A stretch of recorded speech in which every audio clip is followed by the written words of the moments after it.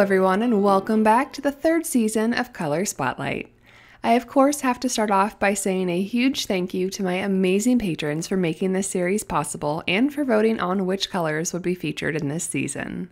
If you're new to the series, you can catch up on the past 2 seasons for some perhaps more common colors. However, this season I'm very pleased to say that my patrons have picked out some gorgeous colors to be featured. This season, we're kicking things off with Hansa Yellow Deep, a color that I have been using since I constructed my very first professional watercolor palette.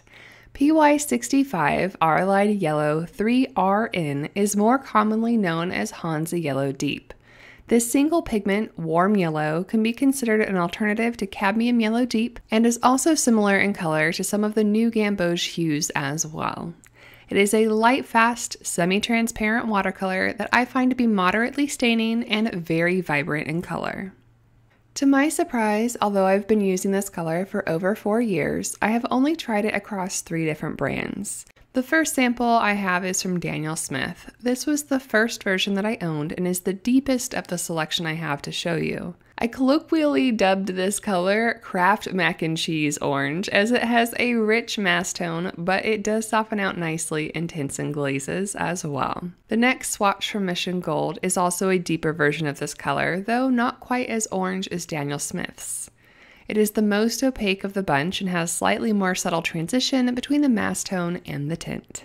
The last brand I have comes across in 2 different swatches, as I'm not sure why Da Vinci offers 2 versions, but they do.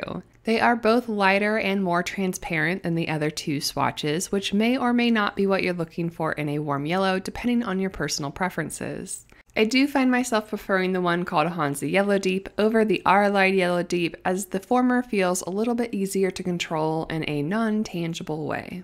Being 3 seasons into Color Spotlight, it is getting a little bit trickier to show you completely unique mixes in each video. Since this is a color that I've been using for so long but hasn't been featured itself, I often feature it by mixing it with other colors throughout the series. I did try my best to find some unique mixes to show you today, so let's go ahead and take a look. If you want the most vibrant mixed orange imaginable, I would suggest checking out the Hansa Yellow Deep and Pyrrole Red mixture that I featured in the PR254 Color Spotlight last season. But for today, I chose a slightly deeper pairing to show you something new.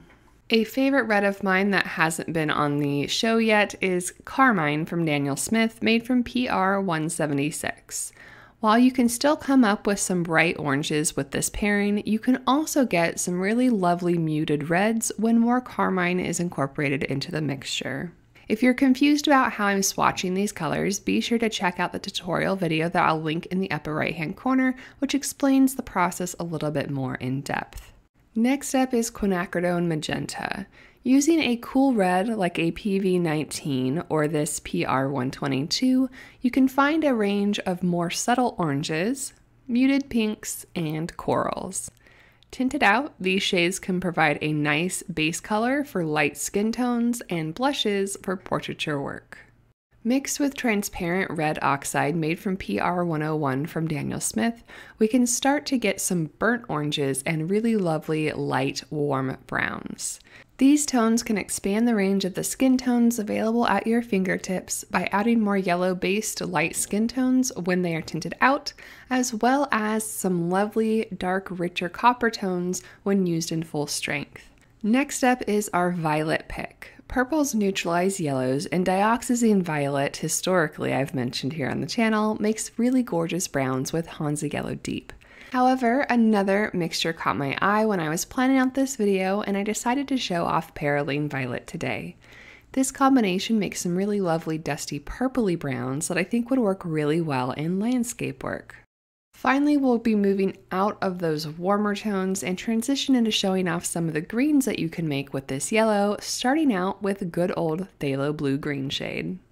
While Phthalo Blue Green shade is known for making really jarringly bright greens when mixed with lemon yellows, this pairing using a warmer yellow that has a little bit more red to it creates some really gorgeous middle greens ranging from olives to teals and everything in between. Finally, we have Phthalo Green Blue shade.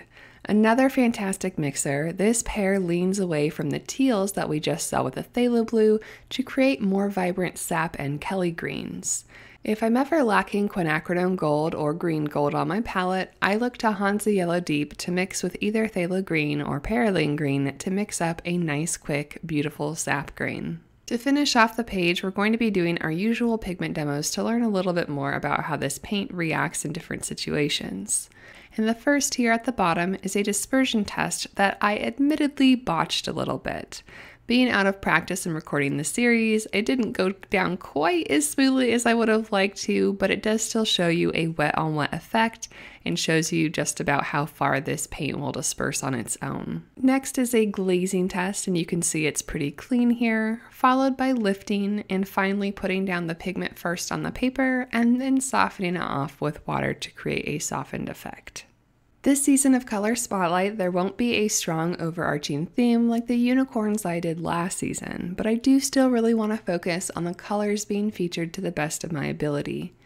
For this one, I knew I wanted to feature not only the yellow on its own, but also the lovely green it creates, as well as being able to neutralize it down with a violet. Somehow or another, my searching led me to you guessed it, banana slug. I may just be homesick for my redwood forests in California, but these slimy little dudes have always had a place in my heart. While I didn't attend UC Santa Cruz, whose mascot is a banana slug, I did spend a year up in Humboldt amongst the stunning redwood tree forests.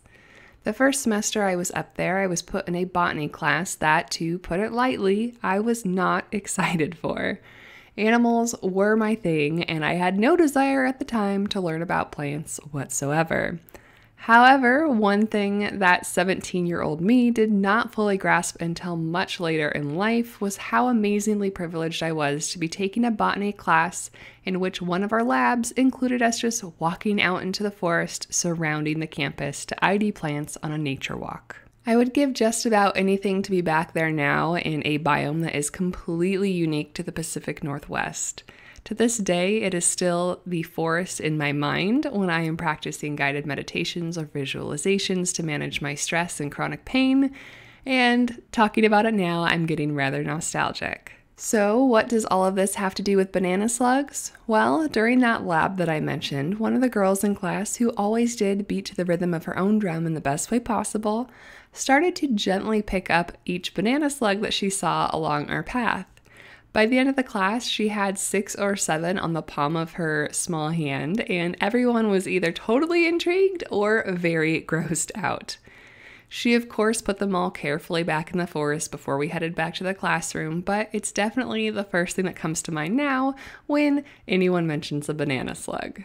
This painting utilizes Hansa Yellow Deep, phthalo blue green shade, perylene violet, and a tiny bit of neutral tint towards the end for just the eye stalks and the drop shadow below the slug.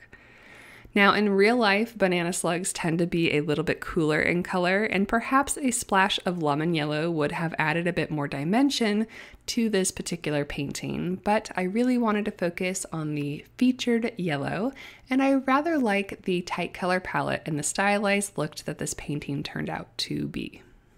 I didn't want to distract the viewer from him with a busy forest floor background, as there will be sticks and leaves and stones and mosses, but I did add a few little clovers in the back just so we could show off those greens. I finished it off at the very end with a little bit of white gouache for the highlights and called it a day.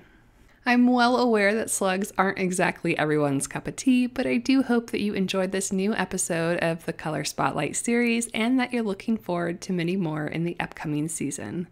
Since we're also running the brand by brand series and both take an incredible amount of time to produce, there will be one episode released from each series each month. So with only one episode a month, we are going to be finishing up by the early spring of 2020.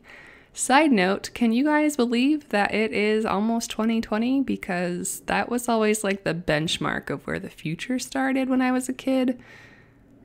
And it's here.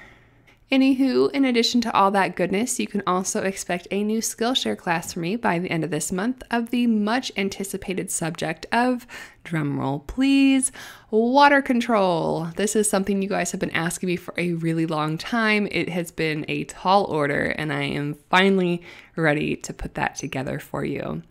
You can also find some new prints in my Etsy shop, such as the lab that you might have seen in my Da Vinci palette launch.